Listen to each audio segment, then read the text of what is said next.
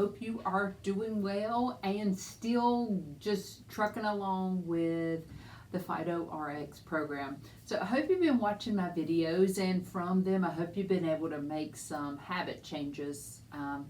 Going back to the beginning, we talked about swapping your protein for maybe less animal sources of protein.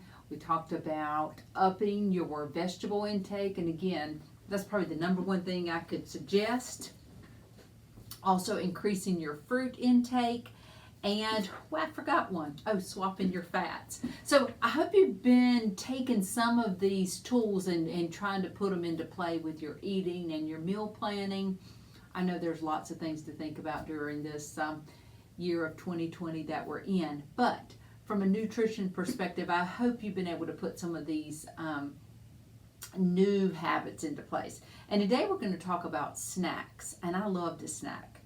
And it's October, which is, Halloween candy comes out, and it makes temptations very, very tempting because all those snacky type foods are out there. But we're going to talk about snacking on something that's really convenient. I know when people think about snacks, they think about cakes or cookies or chips, crackers, things like that.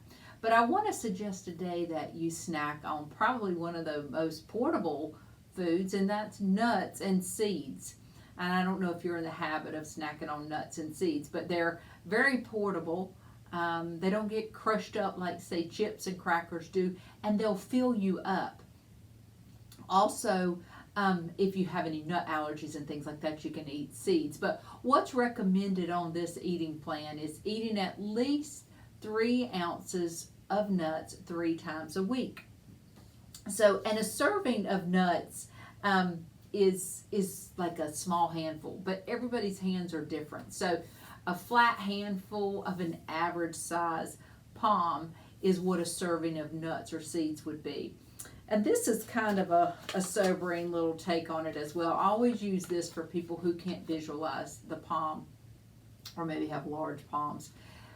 The serving would be what would fit flat on an average size sticky note. So again, a little bit of nuts and seeds goes a long way.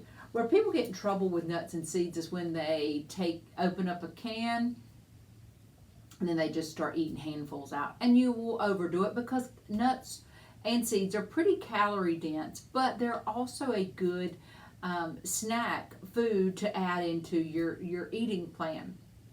And if you're not already eating them and you don't really want to snack on nuts, so to speak, you can add them into some of the foods you're already eating. I love to top my salads with just a few nuts, or maybe put it on a stir-fry vegetables.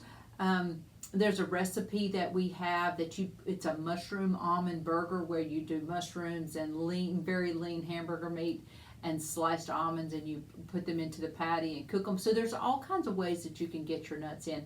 The biggest thing with the nuts is avoid ones that are like honey roasted or had some added sugar to them, or are heavily salted or are candied. I know on a lot of salads there's like candied pecans and things like that. But you want to avoid those types of nuts just because they have all the additives. Now your best nut's probably going to be one that is raw and unseasoned with salt. Those are sometimes hard to find. So, when you're looking at nuts or bags of nuts and seeds, just maybe look for ones that are lightly salted. But even with all that aside, the biggest thing with adding nuts and seeds into your eating habits is watching the portion sizes, because the portion size, like I showed you, was this sticky note. So a little bit goes a long way. So I hope this gives you some ideas of things to snack on, and I'll see you next time where we're going to talk about making all of your grains whole.